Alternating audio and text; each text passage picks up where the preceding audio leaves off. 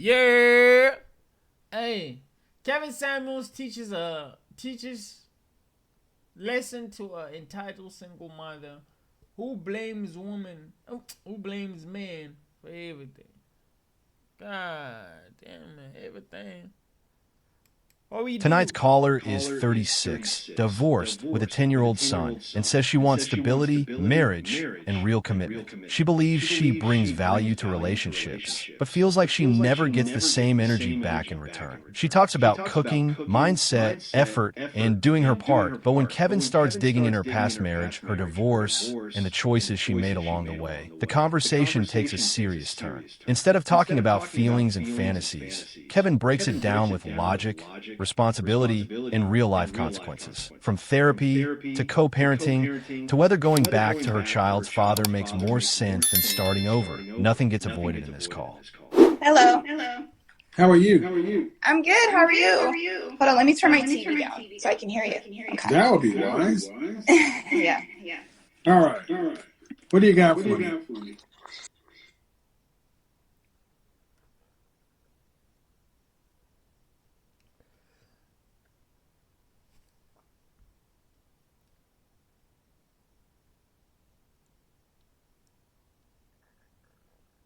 So, now that you're talking about competence, I feel like I've brought some value to relationships. I just feel like the value that I bring is not necessarily reciprocated. The value you bring is not really reciprocated.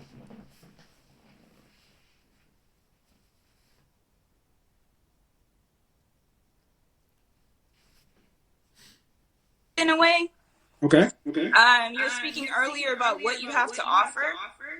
I feel like, yeah, I can cook. I don't have a cookbook, but I got some good recipes under my belt, and I got a pretty good head on my shoulders. I think it's just the choices that I've been making when it comes to men, and that's no fault of my own. I can't blame them for the choices that I've made. So just to kind of, that's where I'm at right now. I'm single. How old are you? I'm 36. Okay. Do you have any children? I have one son. I have a 10-year-old. All right. What do you want?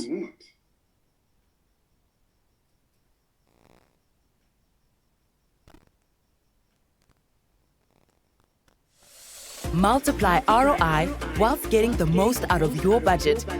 Reach all of your customers on Google with one campaign. Your essential inputs like budget and ad creative guide Google's AI-powered solutions to help you reach your goals across search, YouTube, Gmail, and... I want stability. I want a solid, pretty much Do you want to be married? I do. I was married before. To have another union would be good. Were you married to your son's father? Yes. How long were you guys married? We're married for almost 5 years. And why did you guys split? We split because the relationship was unhealthy. We just weren't getting along. The relationship was unhealthy or not getting along.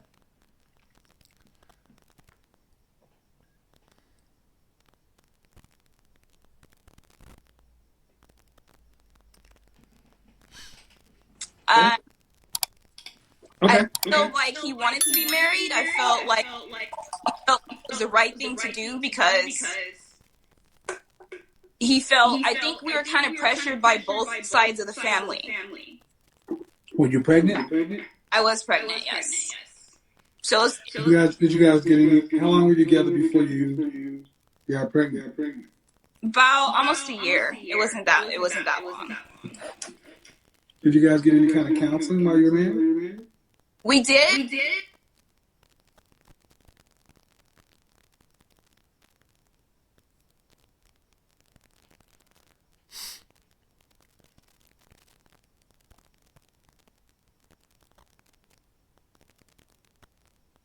We got counseling, but I feel like the counseling sessions were biased. because a lot of the things I was bringing up to the attention of the therapist, it was almost like sides were being taken. So I just felt like he was coming. And it was obviously biased against you. Right, he was biased against me.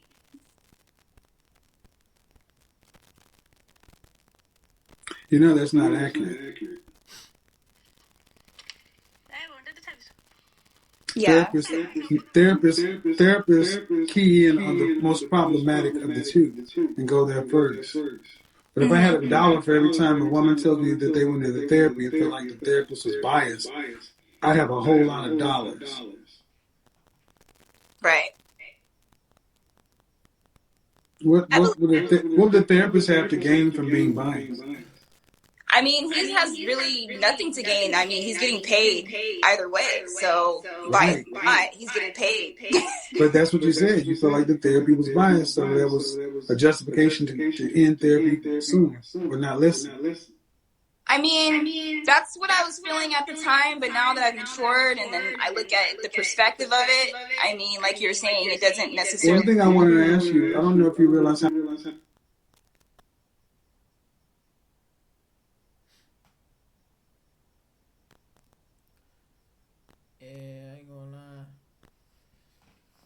That one is crazy.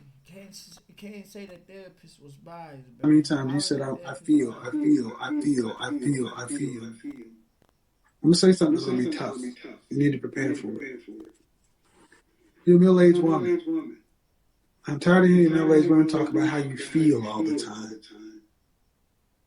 You need to grow up and think. And the world has allowed women to be in their emotions, which are mutable and always changing. Go back to therapist. I feel like he was being biased. But what do you think? Do you think he was just keying in on the most problematic area and doing triage? Saying as though he had no money to gain, no dog in the fight. What do you think? I think he was taking the facts at hand and he was basing his assessments and the therapy that he was offering on what was on the table, not on the emotional aspect, but the facts. So, if you had thought that way then, what would have likely happened? I think I would have processed the therapy a little bit differently. Maybe use those tools to repair the marriage. I feel like there's things that I could have done more to process that information, to apply it to our marriage. But it was like after therapy was over and we kind of stopped going to the sessions, it was like the marriage just continued to taint. Who stopped going to the sessions? We both, I mean, we're having like verbal spats in therapy. Right. Okay, but working, so we just stopped. But there's usually a precipitation. So my point is this: had you thought instead of felt, and had you valued your marriage and your relationship and wanted to save it versus divorce, we've made it very easy for people to leave now. Okay, fine. Yeah, which is crazy. It's crazy that it's easy for people to leave, man.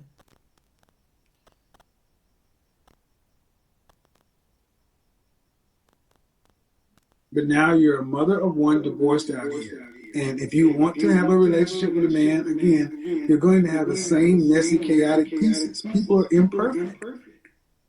Right. This is why I'm a fan of actually working through what you have with somebody you make a baby with. Because the reality is, man, most men do not want to take on another man's child. Right. Did you know that? I'm starting to get that a lot more. I'm starting to really understand that. The last relationship I was in, he kind of made that very apparent, very clear. So where's your child's father? In my head. Where's your child's father? Pardon me? Where's your Where child's is he? father? Ex-husband. Oh, he's very active in my child's life. He lives 10 minutes from me. And I see him Is every he single remarried? day. Pardon me? Is he remarried? No. When are you going to go apologize to him? I don't know. I got a wild idea. This is going to be kind of crazy. You know the man you decided to lay down and create a life with? That you see every day? Why don't you go back and live with him and work it out? Instead of trying to do this shit over and over again with new guys who ain't going to marry you. And they got nothing invested in your son. How about that? He lives with his parents, so I don't want to move to his parents' house, but... Okay. Well, ma'am, you picked it. I did. I'm not bashing So around. instead of he moved to his parents.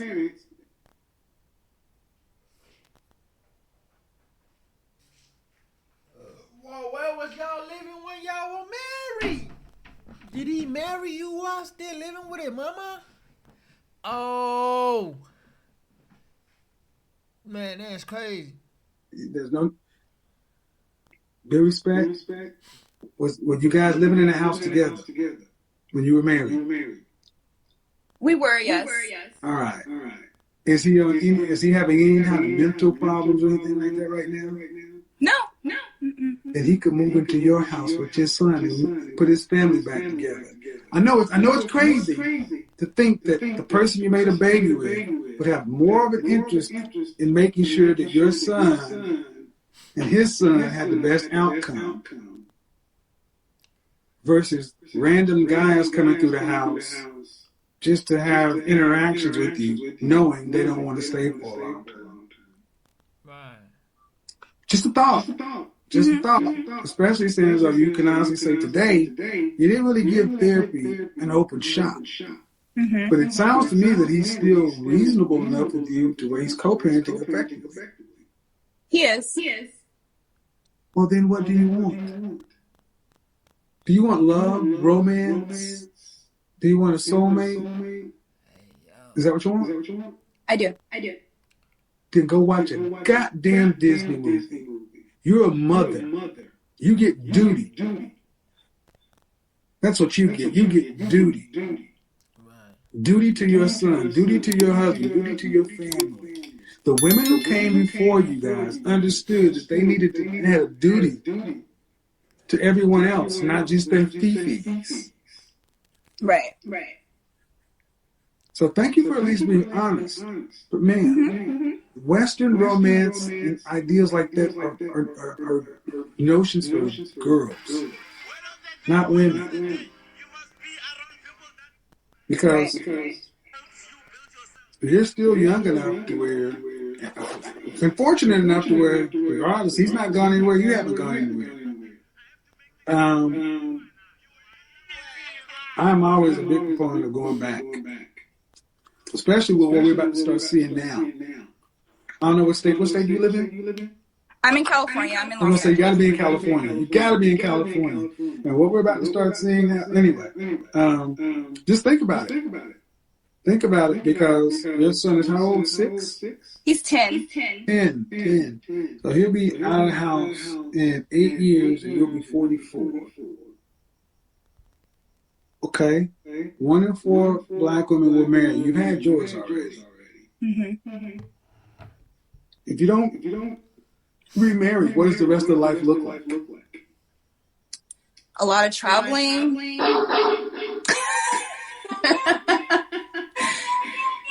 A lot of traveling. What do you do for them? I'm an accountant at a law firm. Okay, so you make good money, decent money. Mm-hmm. How much are you going to need to retire on? To withhold my expenses, probably at least $6,000 a month. To stay afloat, at least. So that's 72 a year. Mm-hmm. All right, 72 a year at 15 years. You're talking about 1.5, 1.6. Yeah. Are you on track to make that? To stack that? Liquid? 1.6 liquid? I got a ways to go. I've got a ways to go. Are you on track? I was. No. No. You can't be. No.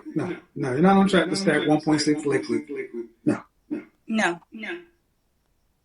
See, at some point it does become a math equation. So either you decrease your standard of living and live the rest of your life and die alone,